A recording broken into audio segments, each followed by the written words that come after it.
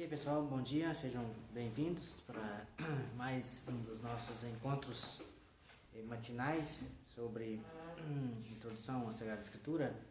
Estamos conversando um pouco sobre esta parte do chamado cânon bíblico, né? Porque há uma história de formação do cânon bíblico da Sagrada Escritura e, ao mesmo tempo, é importante recordar como que o cânon da Escritura é bastante variado, né, de acordo com as instituições ou os grupos religiosos, né? A gente falava já de um cânon palestinense, portanto, cânon judaico, formado, né, na Palestina, e falávamos também, né, de um cânon judaico fora da Palestina, cânon alexandrino, porque a sua composição se deu, né, em Alexandria, no Egito, né? Falávamos também, né, de um cânon samaritano, chamado Pentateuco samaritano, e o cânon alexandrino, voltando a essa temática, falávamos que ele foi completado depois com os livros do Novo Testamento e acabou sendo assumido, digamos assim, pelas igrejas ortodoxas, tá? E é claro que o processo de formação desses cânones aí, né, tem uma história, tem certos critérios, né, que são importantes, né, não excluídos elementos de conflito, elementos de, digamos assim, de contextos históricos muito precisos, né, como foi, por exemplo, a formação do cânon judaico-palestinense, né, a Bíblia hebraica, como é chamado, a Tanakh, né, com aqueles 4 critérios, né? O critério linguístico, né? O critério territorial, o critério temporal, o critério de concordância, né? Então, esses elementos a gente mais ou menos viu um pouquinho no nosso encontro precedente, e falávamos também, né, do cânon do Novo Testamento, que também tem uma história um pouquinho de composição, né, com alguns critérios bastante precisos também na sua formação ou formulação definitiva, cujo ponto de chegada do ponto de vista, né, dogmático é o Concílio de Trento, que define assim, de forma perene, né, o cânon da Sagrada Escritura dos cristãos católicos, né, em resposta ao movimento protestante, né, que havia recusado aqueles chamados livros deuterocanônicos do Antigo Testamento, né, que nós chamamos de deuterocanônicos, né, mas eu falei isso, importante, estes livros, os católicos os chamam de deuterocanônicos, os protestantes os chamam de apócrifos ou de pseudepigráficos, né, do Antigo Testamento. Então há um pouquinho a diferença disso. Aí, claro, a gente falou também nesses critérios, né, que o cristianismo católico levou em conta para a definição do cânon do Novo Testamento, a origem apostólica do livro, de alguma forma, um critério de base, a conformidade com a regra de fé apostólica, comentamos um pouco isso, né, o uso na liturgia, né, e o caráter edificante para além, né, das conjunturas, das circunstâncias presentes, né. Paramos exatamente aqui, isto é, numa conversa a respeito do que normalmente é chamado de deuterocanônicos do Novo Testamento. Por que disso? Porque, em geral, por conta desse estranhamento, né, do protestantismo em recusar certos livros do Antigo Testamento, normalmente se fala em deuterocanônicos do Antigo Testamento, porque tem essa diferença entre a Bíblia cristã católica e a Bíblia cristã protestante, que tem aqueles 7 livros a menos, né? No entanto, debaixo da categoria de deuterocanônico, que a gente explicou, que se trata de livros que em algum momento, né, receberam certas críticas, se foi colocado em dúvida a respeito da sua canonicidade, da sua inspiração, e que num segundo momento estes livros teriam sido então reconfirmados ou aprovados pela autoridade eclesiástica. Então, usando essa definição aqui do que seja deuterocanônico, né, também alguns livros do Novo Testamento né, também eles são classificados como deuterocanônicos, né, embora eles não tenham entrado naquela controvérsia clássica entre protestantismo e catolicismo. Talvez, né, a única exceção seja a carta de Tiago, né, que Lutero disse que tratava-se de uma carta de palha, né, e que por isso, né, a mais recordada em questões de controvérsias com, né, o protestantismo. No entanto, o Lutero não a retirou da sua Bíblia, colocou no apêndice, né, na parte final da sua Bíblia. Então, sobre esse aspecto, né, de livros que receberam certa discussão, a gente tem também outros 7 livros. Então, a Carta aos Hebreus, a Carta de Tiago, como eu acabei de mencionar, a Carta de Judas, a segunda Carta de Pedro, a segunda e a terceira Carta de João, né, e o livro do Apocalipse. Então, são 7 livros, né, chamados de deuterocanônicos do Novo Testamento. Esses textos aqui, né, recebem tiveram em algum momento, portanto, né, foram objeto de discussão, de crítica, exatamente por conta do seu conteúdo. Como vocês sabem, a Carta aos Hebreus apresenta, né, o eixo central teológico da carta é apresentar Jesus como o sumo sacerdote, né, da nova aliança. Sumo sacerdote da nova aliança. Ora, essa temática acabou incomodando, né, alguns cristãos do Novo Testamento, porque ela destoava de uma grande tradição antigo-testamentária. Por quê? Porque, segundo a tradição antigo-testamentária, o sacerdócio era hereditário, né, da tribo levítica na descendência arônica, né, de Caate, etc., que gerou Amrão, que gerou depois Arão, e aí os seus descendentes, Arão, né, e os seus filhos foram ungidos por Moisés como sacerdotes, lá no livro de Levítico, capítulo 8, e só a partir dali a gente tem o início do sacerdócio, né, chamado Levítico Arônico e portanto, hereditário, né, da descendência arônica da tribo de Levi. Ora, Jesus é da tribo de Judá e, portanto, não se enquadraria nessa teologia ali específica antigo-testamentária de um sacerdócio, né? Embora, como a gente já comentou em outros momentos, né, a gente tem, né, digamos, teríamos uma outra alternativa para colocar Jesus na linhagem sacerdotal, embora para o ambiente da Palestina no primeiro século era, né, digamos assim, uma posição inaceitável. E qual é essa posição? A posição de que a mãe de Jesus, Maria, muito provavelmente pertencia à tribo levítica, né? Já falamos isso, por quê? Porque ela vai visitar a sua parenta Isabel, casada com o sacerdote Zacarias. Ora, havia uma tradição muito bem sólida e estabelecida, segundo a qual os sacerdotes, sobretudo aqueles que exerciam função sacerdotal na tradição de Israel, precisavam ser casados, ter babies em geral, né? Ao menos se quisesse ter uma certa honra, né? Não necessariamente tinha que ter, porque os babies, né, não depende só do casal, mas que o sacerdote, né, devia apresentar o máximo de condições de pedigree, e nesse caso casar-se com uma esposa, né, da mesma tribo levítica. Em outras palavras, os sacerdotes tinham uma tradição, sacerdócio levítico arônico, tinham uma tradição de desposarem-se com mulheres da mesma tribo, da tribo levítica. Ora, Zacarias, casado com Isabel, se ele exerce o ministério sacerdotal, como a gente vê no início do Evangelho de Lucas, né, Isabel, com muita probabilidade, pertencia à tribo levítica.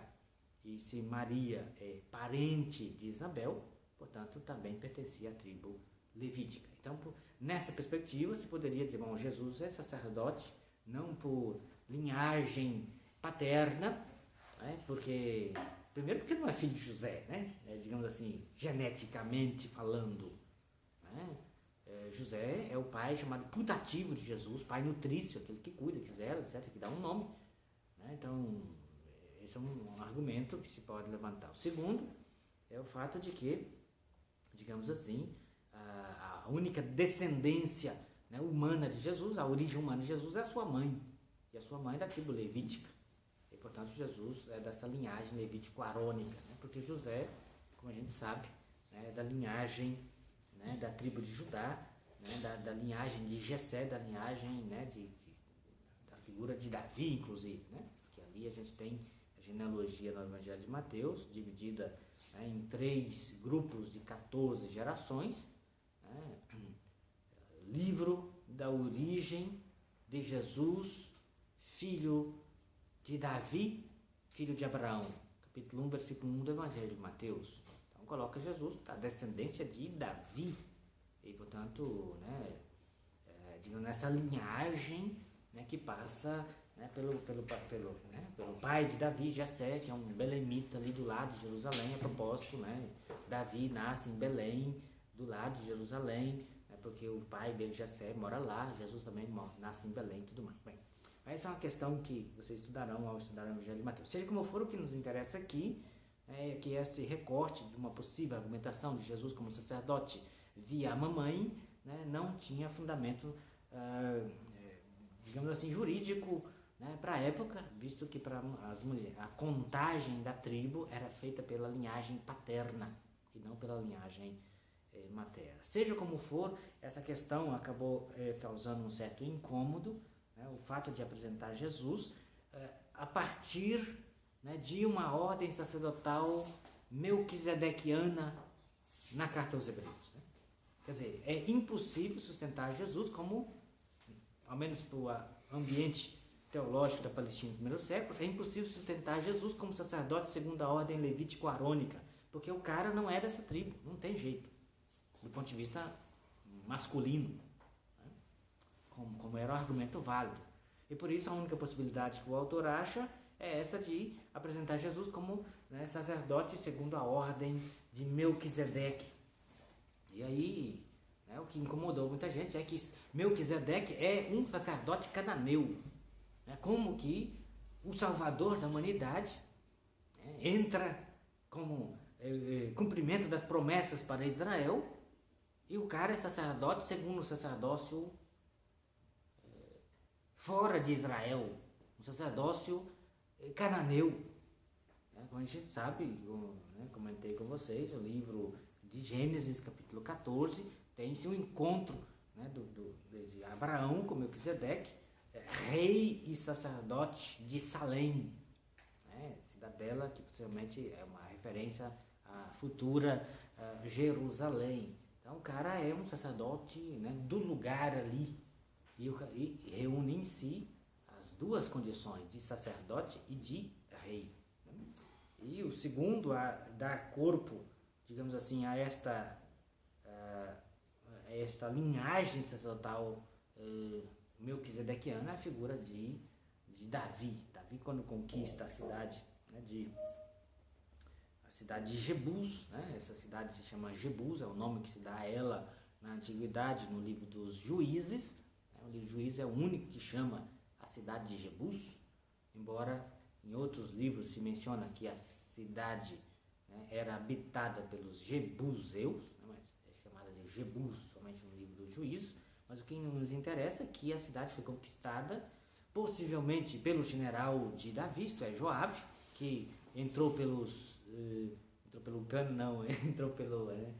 encanamento, pela escavação, né, do baixo, né, onde tinha um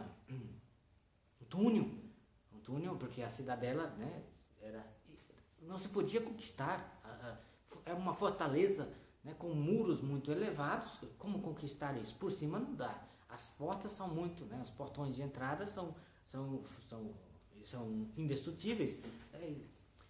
Os jebuseus de lá fazem gozação, né, com o exército de Davi lá querendo conquistar. Diz, aqui até, né, os cegos e os coxos poderão vencê-los, né, porque lá de cima dos muros, né, os cegos, os coxos joga pedra, joga água quente, né, esparrama com todo mundo, né, e Davi promete, né, recompensa a qualquer um dos seus generais que conquiste a cidade. Quem a conquistou, né, foi o seu parente, né, Joabe, filho de Sárvia, né, que entrou possivelmente por esse túnel, porque a fonte de Gihon, a única fonte de água ali, né, que mantinha a cidade, ficava de fora dos muros da cidade, e os jebuseus fizeram uma espécie de túnel, né, secreto para poder retirar esta água para se manter. E aí um túnel bastante longo, bastante estreito, né, e Joabe acaba descobrindo e entrando por ali, possivelmente conquista essa cidade.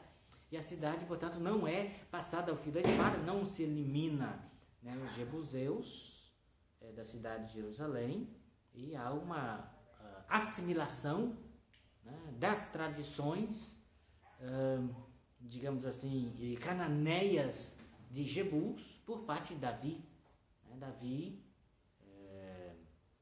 digamos assim, assume esta condição de sacerdote, transferência, e logo em seguida, da Arca da Aliança, da casa de Obed-Edom para a Jerusalém recém-conquistada, se dá nesse processo no qual o rei Davi assume, né, atributos e funções sacerdotais. Né? Coloca um efode, que é uma vestimenta sacerdotal, oferece, né, holocaustos ao Senhor nesse ritual, nessa procissão, né, a cada 10 metros se tomba um boi sacrificado, é o próprio Davi quem lidera esse sacrifício dos animais, e após a translação da Arca da Aliança, né, e a sua entronização na cidade de Davi, Davi abençoa o povo. Então são funções, né, digamos assim, tipicamente sacerdotais. Né? E esse sacerdócio, né, assumido por Davi, portanto Davi se torna sacerdote e rei, ele é engrossado por uma teologia salmódica, que é o segundo texto que menciona na Sagrada Escritura inteira Melquisedeque, na Sagrada Escritura Tanakh, né, o Antigo Testamento. Já mencionei Gênesis 14, agora o Salmo 110, né, versículo 6, que é um hino, é um cântico, é um salmo composto, certamente, né, pelo próprio Davi, para ser cantado sobre ele. Os levitas cantam, né, este Salmo 110 para o rei entronizado. Né? O Senhor disse ao meu Senhor: assenta-te ao meu lado direito, até que eu ponha todos os teus inimigos como escabelo por debaixo de teus pés. Quer dizer, o Senhor, Deus, disse ao meu Senhor, que qual é o Senhor agora? O segundo Senhor é Davi sentado no trono. Senta-te ao meu lado direito. Davi sentado no trono é considerado alguém entronizado à direita de Deus, como filho de Deus, né, a quem Deus responde dizendo, né, jurou o Senhor e manterá sua palavra, tu és sacerdote para sempre, segundo a ordem de Melquisedeque. Então, é Deus jurando sobre Davi que ele é sacerdote, segundo a ordem de Melquisedeque. Então veja o expediente teológico bastante sugestivo, né, que o autor da carta aos Hebreus encontrou para argumentar que Jesus é sacerdote, né, por um juramento, e aplica esse salmo a Jesus, né, que Jesus é quem ressuscitado está de fato entronizado à direita de Deus, e sobre quem Deus proclamou, né, tu és sacerdote para sempre, segundo a ordem de Melquisedeque. E toda a argumentação da carta é apresentar o sacerdócio melquisedequiano como superior, como anterior, superior, né, ao sacerdócio levítico arônico e eterno. Atributos esse último aqui que o sacerdócio arônico levítico não possuía. Né? Então isso causou um certo incômodo, né, para alguns leitores da carta aos Hebreus, não só este aspecto aqui, mas sobretudo o aspecto muito humano de Jesus. Né? A carta aos Hebreus, capítulo 5, né, diz a respeito de Jesus que ele aprendeu a obediência pelo sofrimento. Né? Sobretudo esse versículo ali do capítulo 5 da carta aos Hebreus causou muito incômodo a muita gente. Como assim que Jesus tem que aprender a obedecer a Deus, né? E aprende pelo sofrimento, né? E aí no contexto, né, da formulação dos dogmas cristológicos, sobretudo no que diz respeito à consciência divina de Jesus, quer dizer, Jesus tinha, né, segundo o desenvolvimento clássico da cristologia, a partir dos 12 anos de idade, Jesus no templo de Jerusalém, entre aspas, perdido e reencontrado, né?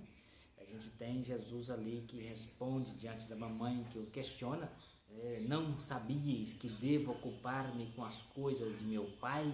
Então, uma expressão narrativa bíblica na qual se expressa um Jesus que tem profunda consciência, né, da sua relação com Deus, né, em termos de pai. Né? E aí, agora a carta aos Hebreus, né, esclarece, não, complica um pouco a situação, dizendo que Jesus aprendeu a obediência pelo sofrimento. Como assim? Aprendeu a obediência pelo sofrimento. Então, isso causou um certo incômodo. Alguns, portanto, discutiram, né, tentaram dizer que a carta aos Hebreus não pode ser aceita, etc. E, finalmente, num segundo momento, ela foi aceita. Né? A carta de Tiago, como já falamos, que entrou no bojo das discussões protestantes, né, com a figura de Lutero, porque aparentemente a carta de Tiago era uma carta que estava em aberta contraposição a um eixo teológico fundamental do apóstolo Paulo. Quer dizer, o apóstolo Paulo, na carta aos Gálatas e na carta aos Romanos, tem este princípio formulado de maneira cristalina. A salvação se dá pela fé em Jesus Cristo e não pelas obras da lei.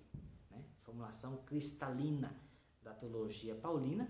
E aí o autor aqui, a carta de Tiago diz que a fé sem obras é morta, não serve para nada. Então, aparentemente, a gente teria, né, uma discussão teológica de confronto entre Paulo de um lado e Tiago do outro, um defendendo como princípio salvífico a fé em Jesus Cristo, né, tem que crer, as obras não servem, e o outro dizendo, Tiago do outro lado, dizendo, né, só crer não adianta para nada, né, o que interessa são as obras. Né? Então, esta oposição aqui é uma falsa oposição protestante. Né? Qualquer bom exegeta vai, né, vocês, espero que vocês tenham um bom professor de Bíblia nessa área aí, para apresentar de forma exegética o pensamento paulino, né, o que significa o princípio paulino da justificação ou da salvação pela fé e não pelas obras, e que, digamos assim, é uma face da moeda, e a outra face da moeda é a teologia de Tiago, né, que a fé desemboca nas obras. Não há, exegeticamente, né, uma oposição entre o apóstolo Paulo e Tiago. Né? Não há essa oposição. Há, digamos assim, ligeiras acentuações teológicas complementares, mas não há oposição entre os dois. De toda forma, né, a carta de Tiago, visto que a figura de Paulo é muito mais imponente no Novo Testamento, né, a carta de Tiago sofreu algumas, inclusive pelo próprio Lutero, como eu falei, que a chama de carta de palha.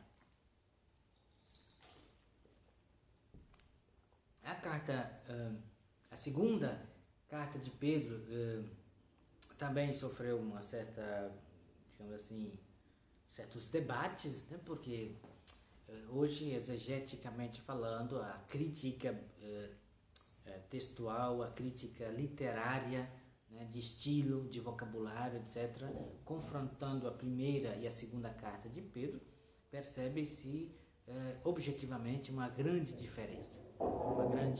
E a maior parte dos exegetas dizem que não são do mesmo autor.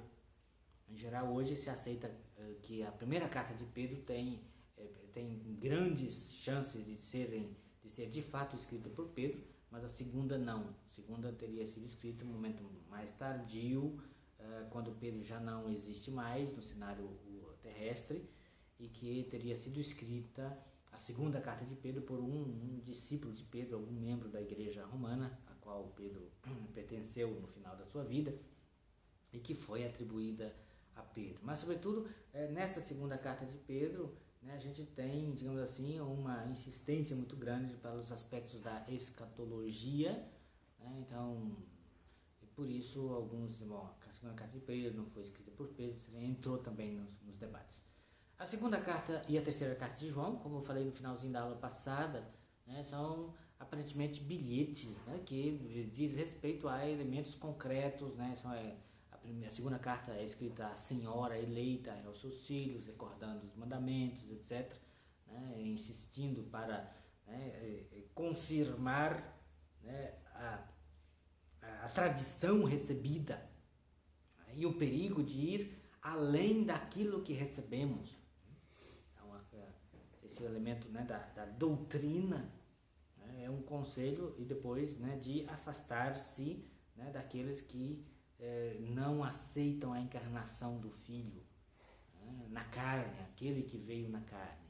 Então, um pequeno bilhete, né, a senhora eleita, a terceira carta de João mais reduzida ainda, escrita a um indivíduo, ao caríssimo Gaio, né, advertindo contra aqueles que se opõem ao apóstolo, né, João, autor dessa carta, e sobretudo, né, digamos assim, insistindo para a prática do princípio da hospitalidade para os pregadores ambulantes, né? É preciso recebê-los, é preciso apoiá-los, etc.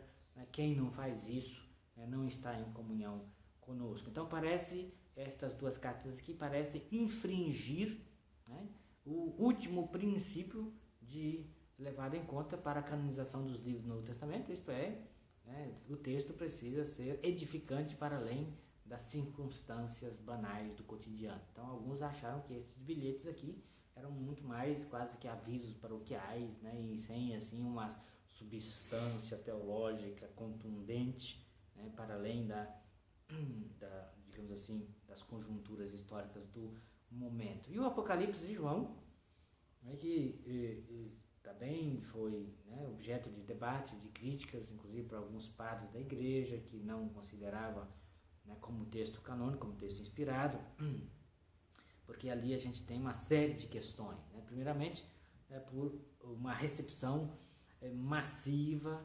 consolidada, né, de uma tradição chamada apocalíptica, a tradição apocalíptica com uma linguagem específica, né? E esta linguagem, um acúmulo digamos assim, de imagens que formam, digamos assim, no cenário da imaginação do leitor ou do ouvinte do texto, quase que são figuras aberrantes, né? Se você começa a ler, né, a própria descrição do Filho do Homem, etc., né, como aquele que tem um cinto de ouro, aquele que tem isso, que tem aquilo, que tem a espada de 2 gumes pela garganta, olhos de fogo, não sei o quê, né? Se você chama, sei lá, né, alguém aí que faz retrato falado, né, desenha aí o retrato falado aqui, eu vou ler, né, a descrição de Jesus do Apocalipse, né? O resultado não sai muito estranho, sem mencionar os bichos, né? Digamos assim,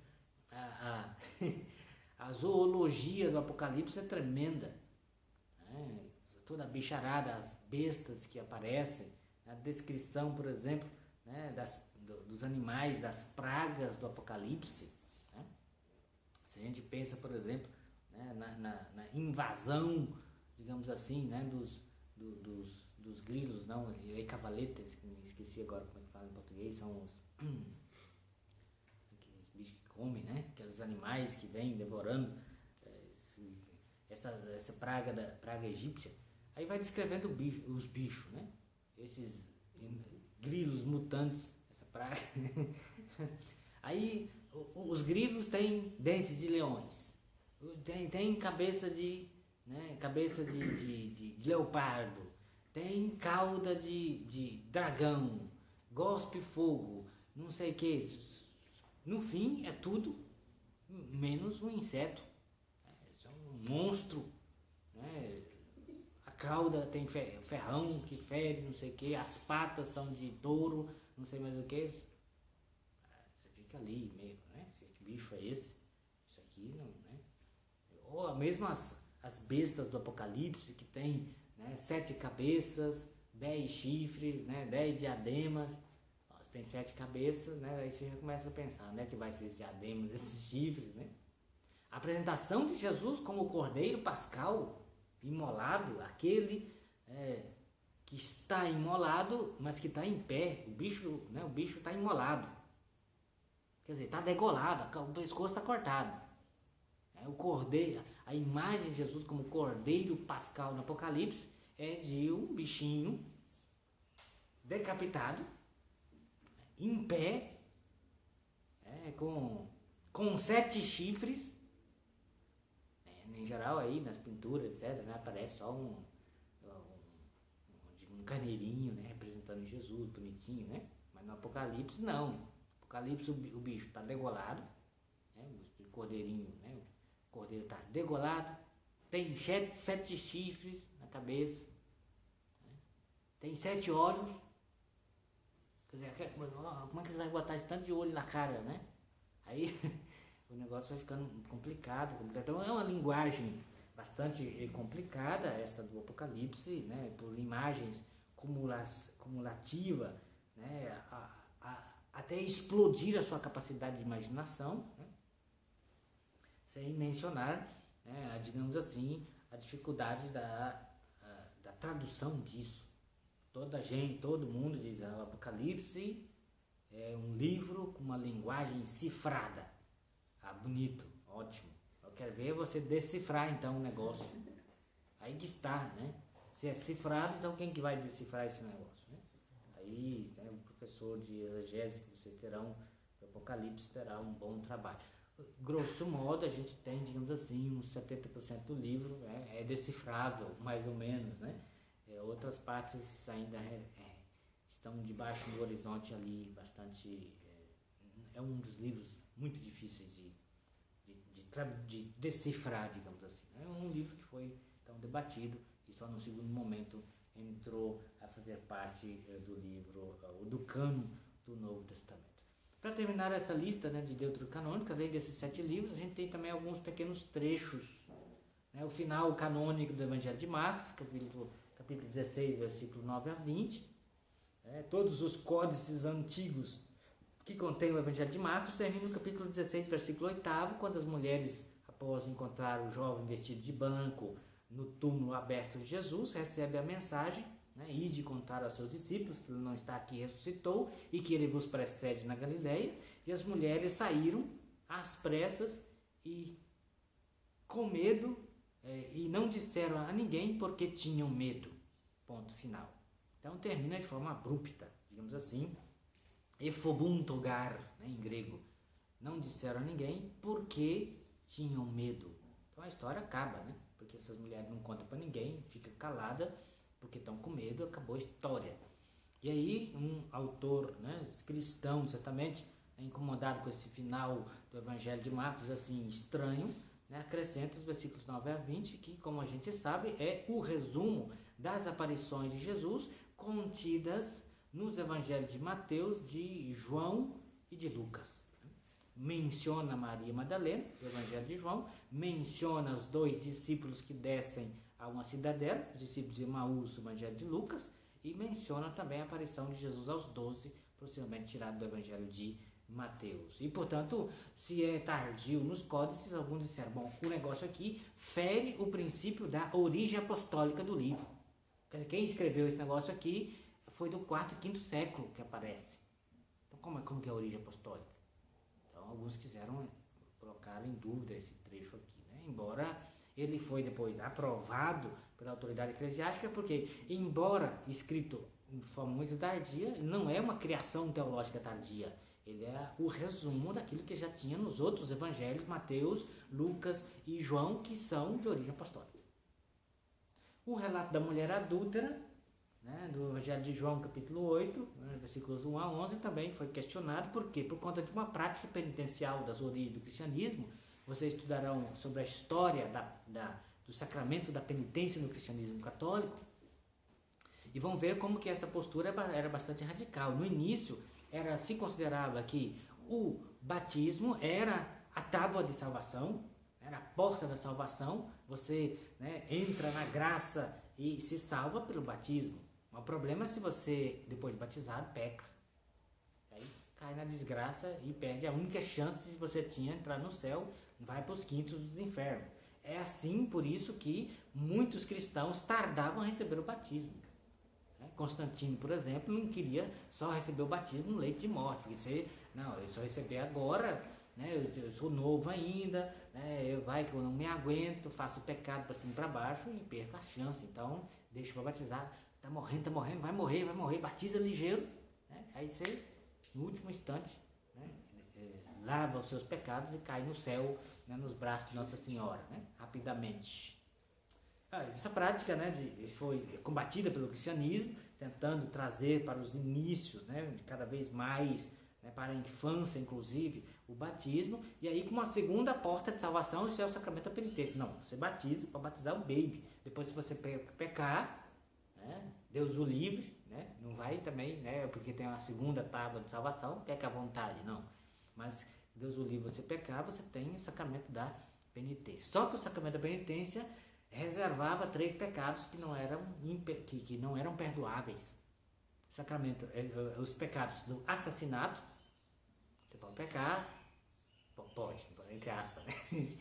Se você peca, né, você tem a possibilidade da segunda tábua de salvação, isso é a confissão, com exceção do assassinato. Se você matar alguém, aí, isso aqui não tem perdão, você vai para os quintos dos infernos mesmo, vai abraçar Satanás, no tacho das chamas infernais. Ou se você, né, segundo caso, se você adultera, se casado, né, traiu a sua esposa, não tem escapatória, aí é inferno mesmo. Então, sobretudo, né, essa questão, né, do adultério, e aqui a gente teria então, né, esse texto que rodava por ali, né? Capítulo 8, Jesus que está diante de uma mulher adúltera, pega em flagrante adultério, portanto era casada, estava adulterando contra o marido, foi pega em flagrante adultério, trazida à presença de Jesus, né, para que, o terceiro pecado, eu falei 3, né, assassinato, primeiro, segundo adultério, e terceiro a chamada apostasia, abandono da fé. Se você for pego, o império perseguia os cristãos, foi pego, foi acusado, você é cristão ou não? Se você falar não, está livre, pode ir embora, porta ali, esquerda. Se você falar sou cristão, a porta direita, do outro lado tem um leão faminto, né, 3 semanas sem comer, vai te devorar agora. Se você mijar nas pernas, falar não para salvar a vida, né, você negou Cristo, abandonou a fé, foi molenga, não tem salvação. Então, são 3 casos, né? Ou apostasia, abandono completo da fé, digamos assim, né? Okay, então aqui esse texto que trata da Jesus que diante da pecadora diz: eu também não te condeno, vai de agora em diante não peques mais. Então esse texto aqui feria essa prática penitencial inicial, segundo a qual, né, digamos assim, não tinha perdão para quem cometesse adultério. O texto aqui vai ao contrário. E o último, antes da pausa, o capítulo Lucas 22, versículo 43 e 44, que é o chamado, né, Jesus no Getsemane, né, que soa gotículas de sangue, que era considerado um texto mítico, né? Como assim? Ninguém nunca suou, como que a pessoa vai suar sangue? Isso não é possível, então isso aqui é invenção, isso aqui Jesus nunca passou por isso, sem falar que apresenta Jesus num processo de humilhação extrema, é um exagero, etc. Então alguns tiveram reservas contra este texto aqui. Mas finalmente ele foi aceito e hoje se sabe que isso é possível, né? Chamado de hematidrose. Hematidrose é esse processo, né, clínico, e um médico explica isso muito bem. Processo de extrema exaustão física e psicológica leva à dilatação, né, não só dos poros, mas também, né, digamos assim, né, da dilatação das veias, onde corre o sangue, e aí se pode vazar, né, pequenas gotículas de sangue e sair pelos poros, então é possível isso. Então esses textos também sofreram um processo de debate e, num segundo momento, foram aprovados definitivamente como textos canônicos. Ok, pessoal, fazemos uns minutinhos de pausa, tomar um chazinho e logo em seguida voltamos e continuaremos.